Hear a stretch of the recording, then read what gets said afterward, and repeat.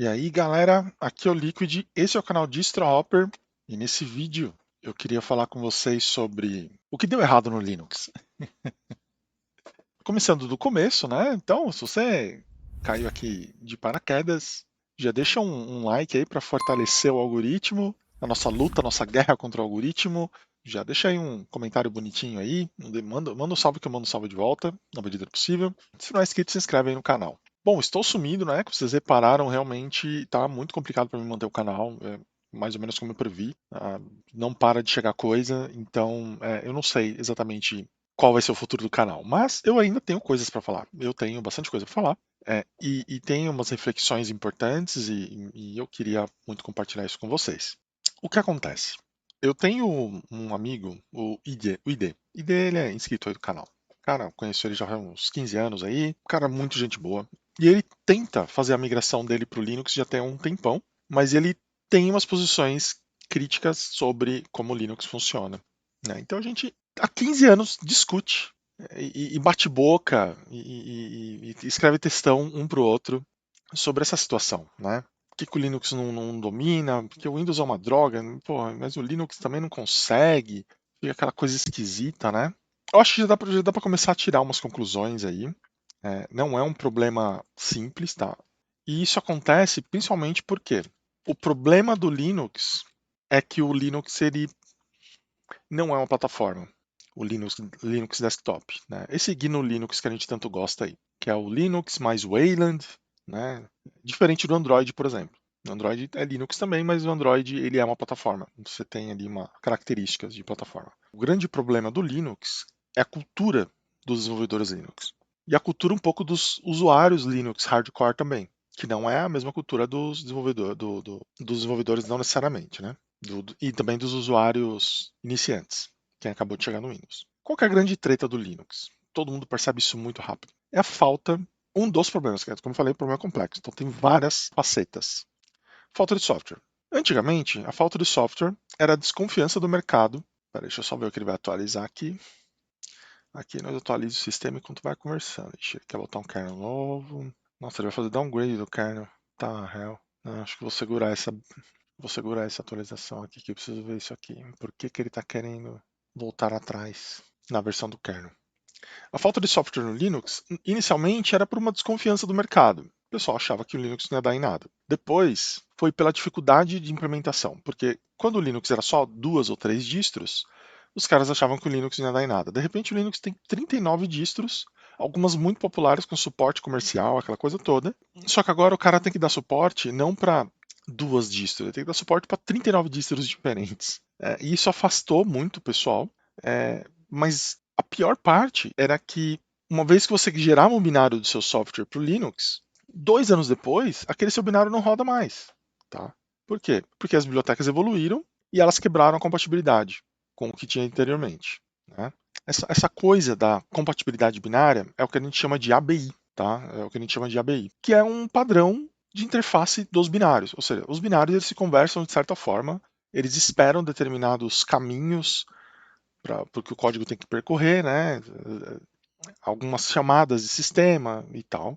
E você não muda essas chamadas de sistema ao longo do tempo. Você define uma boa chamada de sistema e você se mantém com ela o resto da sua vida, sem você alterar a ABI. Porque se você altera essa interface binária, o binário para de funcionar. As novas versões não funcionam com as versões anteriores e os antigos deixam de funcionar com o tempo.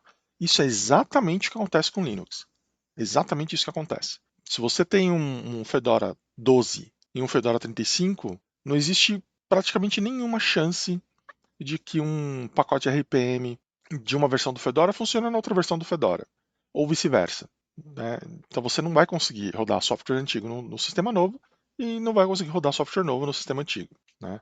É muito engraçado porque esse é o trunfo do Windows. Né? O Windows ele é o sistema mais popular do mundo, justamente porque se você pegar um binário do Windows 95, ele vai rodar no seu Windows 10. Por mais que o contrário não seja verdadeiro, ok. Não deve ter tanta gente assim usando o Windows 95 hoje em dia, não é mesmo? Não tem problema. O importante é que, uma vez que você tem um software, ele continua rodando. Principalmente coisas que você perdeu o código-fonte, sabe? Você perdeu o código-fonte, tem software que é tão antigo, o cara perde o código-fonte dele, mas ele tem lá um binário, aquele binário funciona. Então, beleza, tá funcionando o binário, sabe? Às vezes a empresa que desenvolveu aquele binário e deixou de existir. Isso é muito comum, né, no Windows, que é a questão do abandonware. O cara abandonou o software, mas o software era útil de alguma forma. Ele está lá no repositório de alguém, o código-fonte nem existe mais, só que ele ainda é útil e tem gente usando, né? Esse tipo de coisa é o que faz o Windows ser o que o Windows é. Porque é uma confiança que você tem. Porque o Windows é uma plataforma, de fato. Onde você desenvolve um software para uma versão e ela vai funcionar em todas as versões superiores àquela versão que você desenvolveu, sem grandes dificuldades, né? E no Linux não. Você tem que sempre estar recompilando, você sempre tem que recompilar as coisas todas, tá? É, isso acontece, como eu falei, por questões culturais, porque a cultura do Linux é a cultura do código-fonte aberto. Muitas dessas mudanças que eu falei para vocês, se você tem o código-fonte aberto, não é um problema. Você consegue, muitas vezes, usando as versões corretas de bibliotecas, compilar um software antigo numa distro nova e muitas vezes rodar um software mais novo num Linux mais antigo. Isso também é possível. Tá? Não é complicado você fazer o backport de um software mais recente no sistema mais antigo. Basta que você tenha o código-fonte. Se você tiver o código-fonte, beleza. Não tem o código-fonte? Aí a coisa ficou complicada. Aí ficou pequeno para você, como o pessoal fala aqui na periferia. Eu acho que é, isso é um pouco de radicalismo, na minha opinião, tá? Porque é confortável. Eu, falo, eu sou usuário de Intu, como você está vendo aqui. Eu sou usuário de Intu. Então, eu tenho o hábito realmente de compilar as coisas e eu tenho o hábito de evitar software proprietário. Apesar que hoje em dia está cada vez mais complicado você evitar isso, principalmente se você tem que conversar com pessoas, porque nem os protocolos mais são abertos para comunicação. Então, se você quer usar um software de comunicação, provavelmente você vai ter que usar alguma coisa proprietária, mesmo que seja um chat, que é uma tecnologia que a gente já domina e sabe usar desde os anos 60. Não tem o que fazer, não tem o que fazer. A gente está à mercê desse mercado aí. Mas veja bem, se você sempre assume que todo o código-fonte é aberto, você está excluindo algumas possibilidades se você não resolve alguns problemas anteriores, como por exemplo a tal da compatibilidade binária. A gente não se preocupa com compatibilidade binária porque a gente libera sempre, porque o nosso código-fonte é sempre aberto. E aí, se você faz um treco desse, a compatibilidade binária não é um negócio interessante, você está excluindo uma boa parte da galera que faria um bom uso do Linux se o Linux tivesse uma compatibilidade binária, né, funcionando. Um dos maiores críticos, inclusive, desse posicionamento dos desenvolvedores Linux, tá? Quando eu falo desenvolvedores Linux, não é desenvolvedor de uma distro ou de um software específico. É no geral, porque o problema é um problema cultural. Quando o problema é cultural, ele não tem um responsável ou poucos responsáveis. É algo que permeia toda a comunidade, né? Incluindo os usuários, incluindo esse que está falando com vocês aqui agora. O Linus Torvalds, ele percebeu isso. E o Linus Torvalds, ele sempre foi um grande crítico do desktop Linux, tá? Não é porque ele criou o Linux que ele gosta, ele não gosta. Muito pelo contrário. Para ele, o Linux é um negócio que é muito bom, funciona muito bem ali naquele nicho de servidores, porque é um negócio que faz sentido, ele entende onde as regras são outras, tá?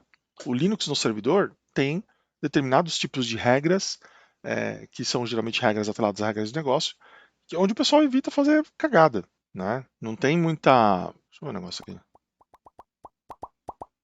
Ah, que ótimo, eu tô gravando com o microfone ruim. Desculpem. É, Como eu falei para vocês, são regras de negócio. Que no mundo enterprise é muito importante. No mundo enterprise não é interessante você recompilar tudo que você está fazendo toda semana. Não é interessante você trocar de sistema a cada 6 meses. Na regra enterprise, você implementou um negócio, você bota no ar e deixa lá funcionando até precisar de intervenção. Tipo, de preferência, você não tem que mexer nisso nunca mais. Né? A lógica é essa, a lógica não é você ficar mexendo para deixar bonitinho. A lógica é as coisas de infra, sistemas, você quer que funcione e que fique funcionando lá eternamente. Né? Uma vez feito, você não quer ficar refazendo por capricho, alguma coisa do gênero. Então, no Linux, o Linux como servidor, ele funciona muito bem, porque essas APIs de sistema, ou seja, o que um software de servidor precisa, onde um software de servidor precisa interagir com o Linux? Ele precisa interagir via chamadas de sistema. E as chamadas de sistema do Linux, elas são estáveis. Tá? O que é a chamada de sistema? O seu programa, em algum momento, ele tem que fazer algum tipo de interface com o kernel. Tá? Você vai lá dar o seu Hello World, por mais que você use bibliotecas da glibc, em algum momento a glibc ela tem que pedir para o kernel fazer algum tipo de interação. Olha, manda esse pixel na posição tal da tela. Isso passa pelo kernel, de alguma forma. Por mais que o seu código abstraia isso, o kernel ele tem que lidar com essa situação, porque ele tem que passar para alguém, para um driver, é, escrever lá o pixelzinho, acender o pixel na cor que você quer, na posição que você quer, e um conjunto de pixels forma uma palavra, e aquela coisa toda. Né? Essas chamadas de sistema do Linux, elas são estáveis. Já tem uns bons 20 e poucos anos. Não tem novidade aí. O grande problema é o que está abaixo do Linux, né? Então, ou seja, no Linux no servidor, por exemplo, é super tranquilo. É só você fazer as chamadas de sistema corretas, que elas não mudam, a API delas é super tranquila, beleza. No Android é a mesma coisa. A parte do kernel está bem resolvida. Tudo que você tem que fazer é fazer o seu software conversar com a SDK do Android lá. Vai dar tudo certo. Se o seu software roda na API 19, ótimo. O Android ele suporta tudo que vem anteriormente. Ele suporta, eles mudam muito pouco, né? Então, assim, os softwares mais antigos costumam funcionar nos Androids mais novos, mas o contrário nem sempre é verdade. O que é ok, é mais ou menos é o mesmo sistema do Windows, né? Se você tem um sistema novo, provavelmente você vai rodar um software mais antigo. A não ser, lógico, das primeiras versões do Android, que o Android no começo, né, as primeiras. O Android na versão antes do 4, ele realmente mudava muito as suas APIs, tudo era um pouquinho diferente, era um pouquinho mais bagunçado. Mas o 4 em diante, eles entraram numa onda de estabilidade. Tanto é que você tem muito software Android da versão 4 por aí. Você tem muito dispositivo, né, rodando Android 4 por aí, em carro, em televisão, e ok, os caras têm um suporte razoável para essa versão. Mas no desktop Linux a situação é diferente. Né? No desktop Linux você tem, abaixo do kernel, você tem a glibc e você tem o X11. O X11, historicamente, ele é um protocolo já estabelecido, tem mais de 30 anos, ele já teve implementações comerciais, aquela coisa toda, então ele está bem estabelecido. Muito provavelmente um software que usa chamadas do X continuam funcionando até hoje, inclusive nos binários. Né? Se o seu software só depende do X para rodar, muito provavelmente, se você tem um binário, ele vai funcionar no seu X de hoje em dia, obviamente, se a libc for compatível. Agora, subindo um pouco mais o nível, né, saindo do kernel de libc e X11, que são as bibliotecas fundamentais, você sobe um pouco mais o nível, aí a coisa começa a ficar complicada. Se você pega o GTK, por exemplo, o GTK tem um histórico de ativismo contra a estabilidade de ABI, tá? É um histórico de ativismo. Eles sempre têm, tipo, você tem, às vezes quebra de uma versão minor, às vezes quebra a compatibilidade de uma versão minor. Eu lembro que eu tinha problemas entre o GTK 1 e o GTK 1.2. Tinha software que não funcionava. Do 1 para o 1.2, você tinha que recompilar, né? E agora no GTK 4 eles estão querendo fazer um movimento parecido com o do Gnome, né? Que no Gnome eles trocaram lá, Gnome 3.38 eles trocaram para Gnome 38. Eles estão querendo fazer isso com o GTK agora, que o GTK está na versão 4, eles querem botar a versão minor como major. E aí o GTK ia pro GTK, sei lá, GTK 39 também. E por que você faz esse tipo de mudança? Quando você faz esse tipo de mudança quando você quer que o seu minor se torne major. Você quer velocidade mais rápido. Você quer desenvolver mais rápido e você quer mudar as APIs e ABIs mais rápido, entende? Então o GTK ele tá para entrar numa onda onde tipo não tem mais a versão 4 como guarda-chuva, não. Essa é a versão 4, todo mundo vai funcionar. Não, você vai trocando. Ó, você vai da 29 até 39. Da 40 até 45 é outro rolê, sabe? Isso vai forçar os desenvolvedores a recompilarem cada vez mais os seus softwares também. Porque agora nem tem mais a versão Major para segurar a onda. Né? O que é uma versão Major? Versão Major, que é o primeiro número geralmente das versões, tipo esse aqui, ó. Tipo esse aqui, tá vendo? Ocular. O 21. 21 é um Major dos KDE Apps. Essa daqui é um Minor e essa aqui é uma revisão. O Major, você garante que as APIs são fundamentalmente compatíveis. Então, tudo que você pegar dentro da versão 21 é para conversar, é para falar a mesma língua. Ele tem as mesmas premissas, ele tem as mesmas entradas, eles têm o mesmo comportamento, é previsível.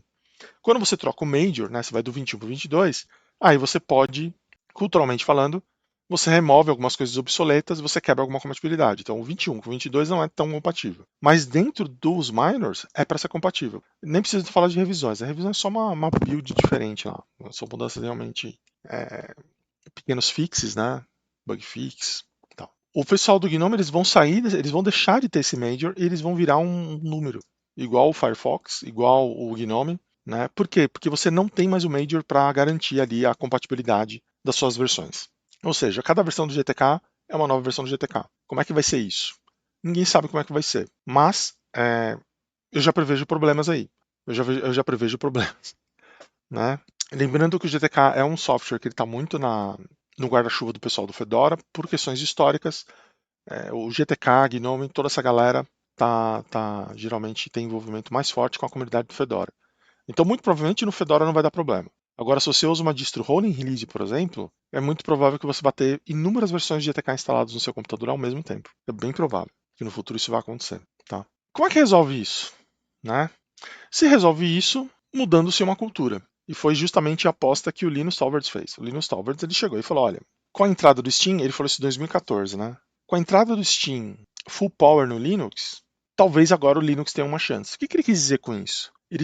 Será que ele quis dizer que não, o Linux para ser bom no desktop ele precisa ter jogos? Não, isso é irrelevante. Jogos são irrelevantes, gente. Tá? Desculpa. Jogos são irrelevantes para esse mercado, para o contexto, para o xadrez que está se tocando aí. O grande desejo do Linus Torvalds era que o Steam mudasse a cultura dos desenvolvedores Linux. Esse era o grande desejo dele. Porque o que acontece? O que o Steam comercializa? O Steam comercializa jogos. Os jogos, eles dependem de uma API, de uma ABI, para funcionar. Você não tem um jogo com binário que ele só é compatível com a versão do desktop GTK que saiu naquela semana.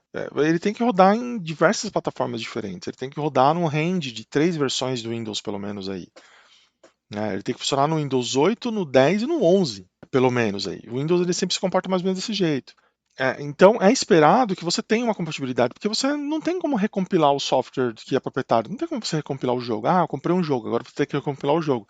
Né? Todo mundo que comprou jogo no década de 90 para Linux viu como é que era. Você tinha que, a cada 2 anos, no máximo, você tinha que correr atrás da empresa que desenvolveu o jogo para Linux para eles liberarem um novo binário para você poder jogar o seu jogo. Né? Esse é o caminho que muita gente seguiu. Né? A Lock Games, por exemplo, ela tinha uma pegada mais ou menos parecida com essa, mas era aquilo. Em algum momento a empresa para de dar suporte e aí o seu jogo que você comprou você perdeu. Eu tenho vários jogos de Linux aqui que eu comprei e que, tipo, mano, é isso, não funciona mais. Inclusive jogo de CD. O Linus, ele realmente acreditava que, tipo, a chegada do Steam no Linux ia mudar a cabeça dos desenvolvedores. De que ter uma ABI estável é algo importante, que é o que faz o Windows ser o Windows, que é o que faz o Mac ser o Mac. E olha que o Mac não respeita muito a ABI, não. O Mac ele costuma passar o facão com uma certa frequência. Tá?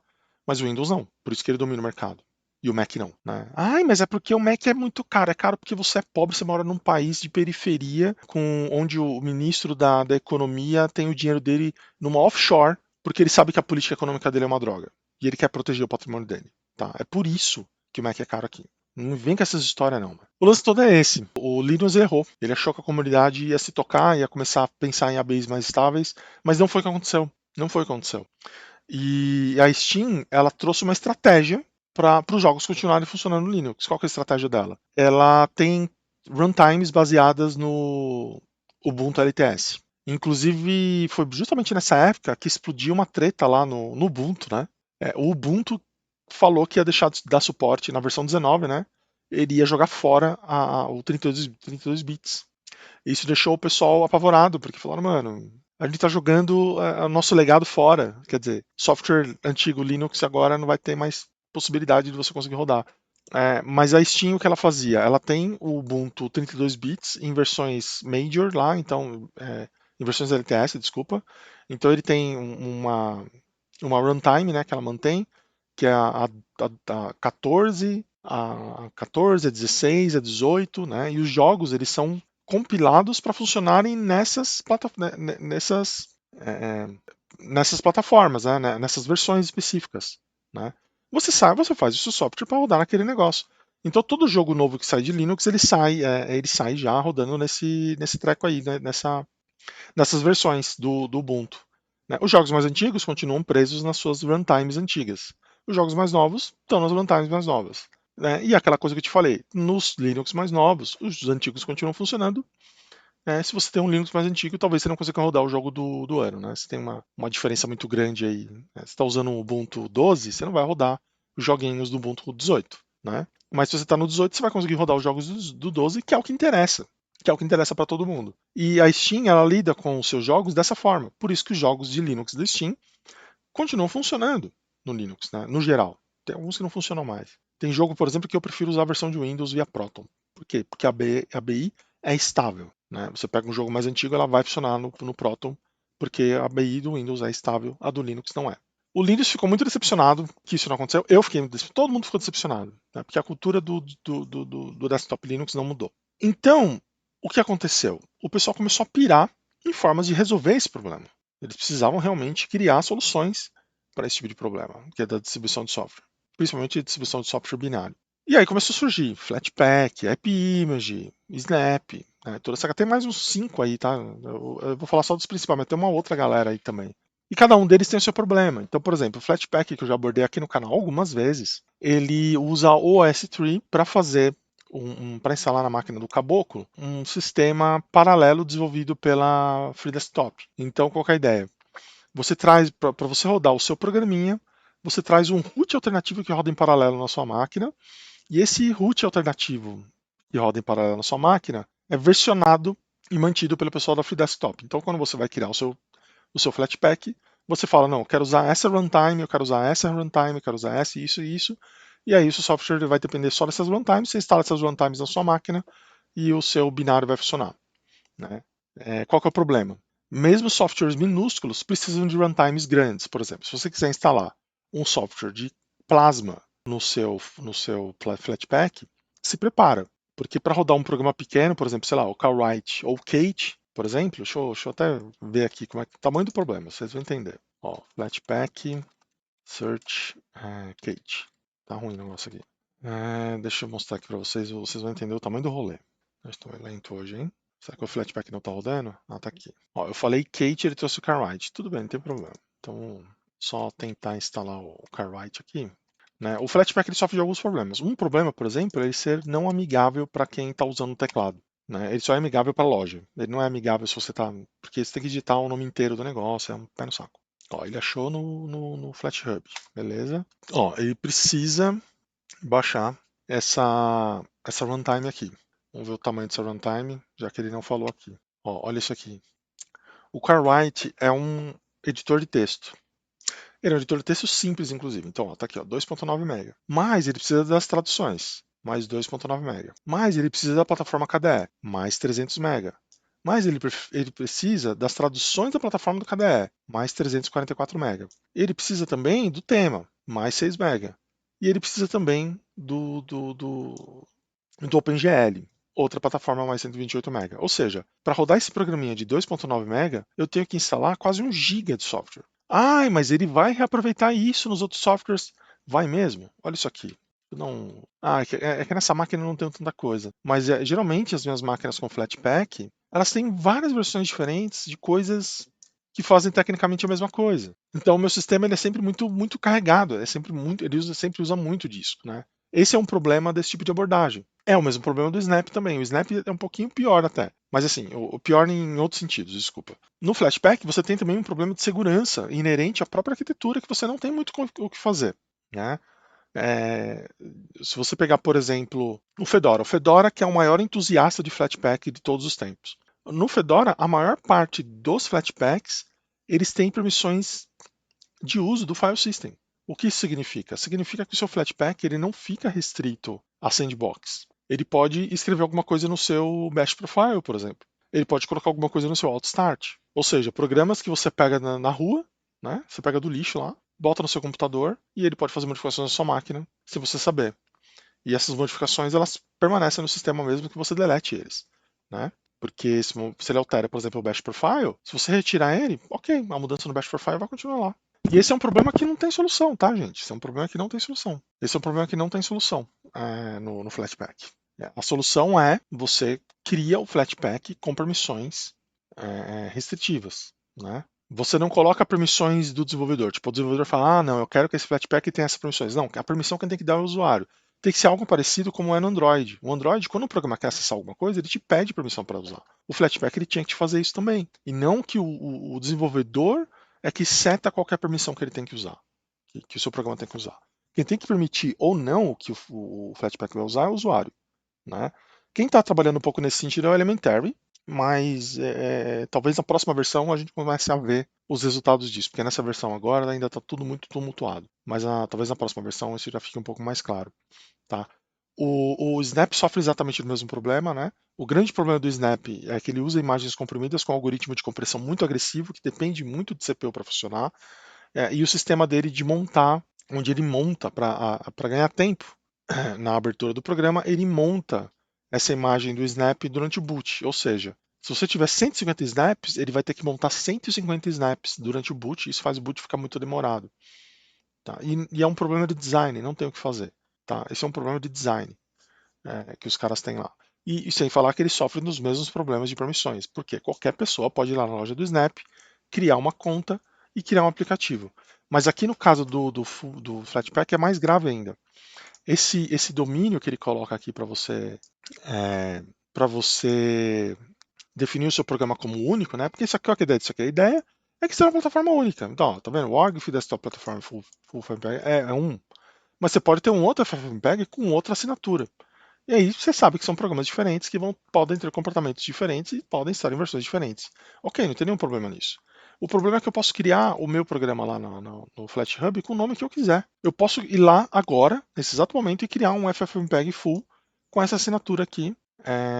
Não, com essa assinatura nessa loja eu não vou conseguir, mas eu posso criar na loja do Fedora, por exemplo. Um programa com a mesma assinatura do FlatHub do original lá. E isso pode induzir as pessoas ao erro. Tá? Isso pode induzir as pessoas ao erro, porque a pessoa acha que ela realmente está instalando uma versão oficial de um programa, mas na verdade ela está instalando a versão do amiguinho ali, que pode ter, sei lá, o que dentro que ninguém sabe o que tem.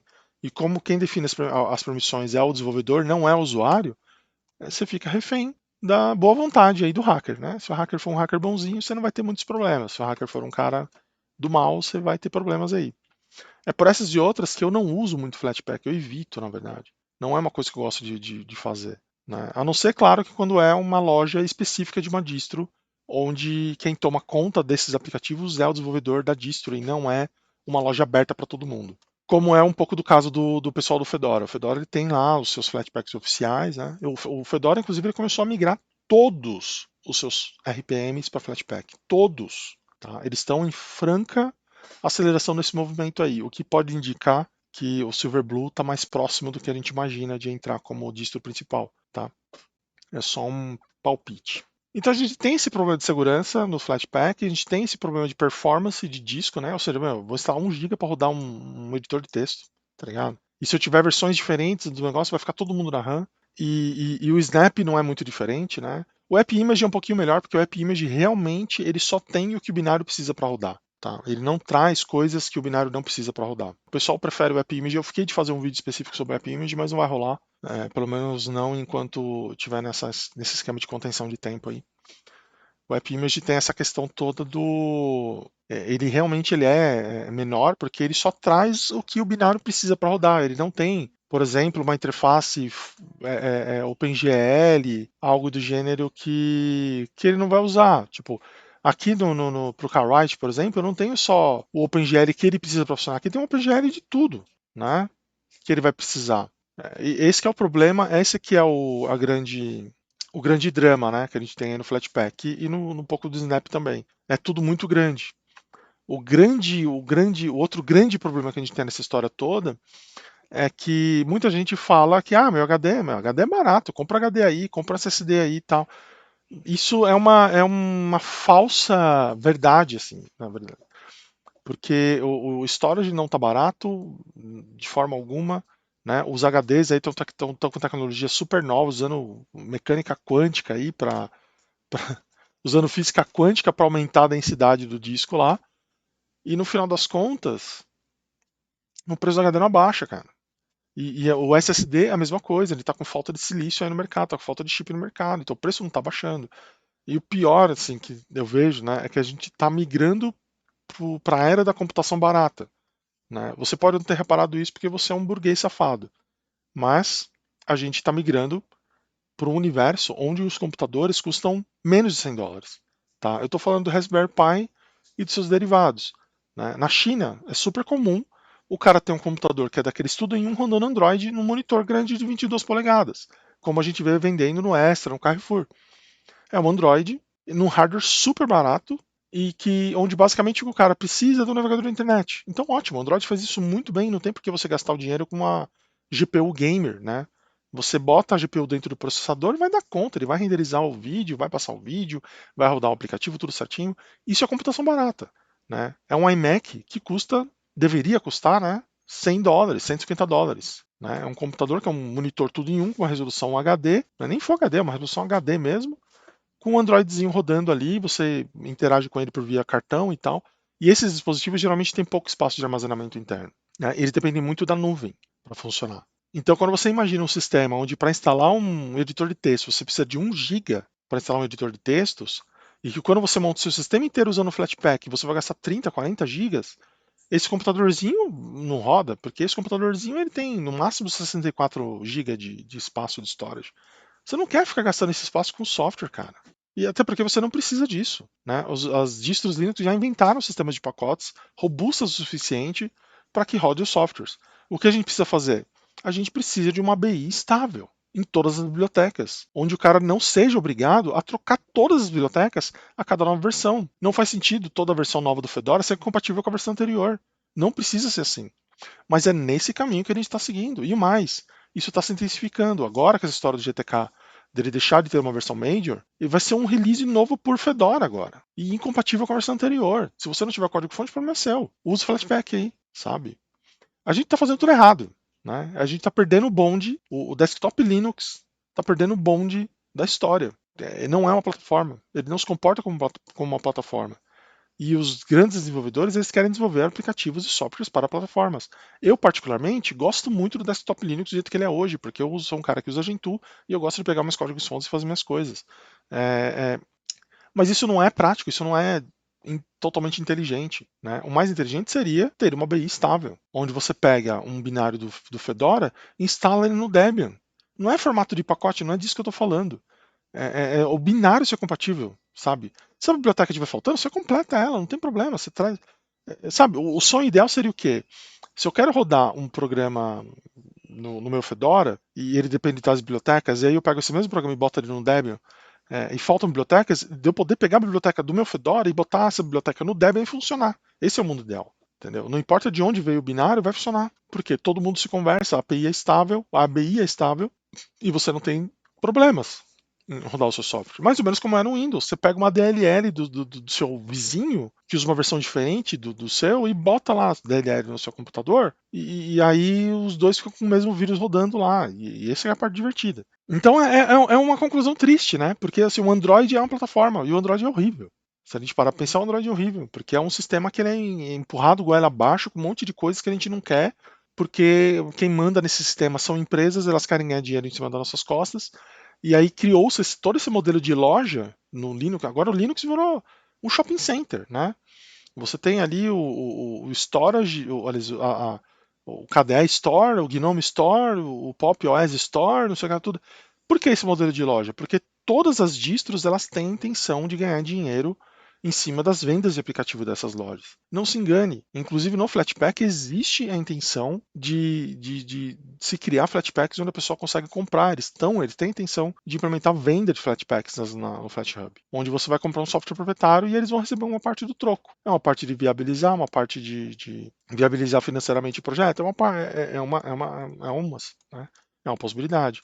Mas a que preço, sabe? Eu vou pagar para ter um Flatpak que é um negócio deficiente, zoado, cheio de problema de segurança.